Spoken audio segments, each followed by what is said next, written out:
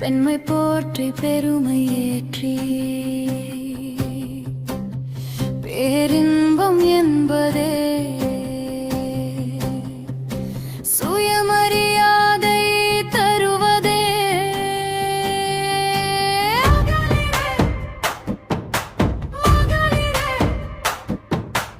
இல்லத்து அரசியா உலகத்து பேரரசியா,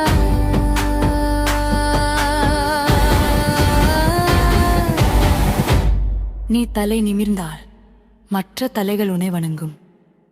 இந்த சமூகம் என்ன இடம் கொடுப்பது? சமூகத்தை உருவாக்கியதே நாம் அல்லவா?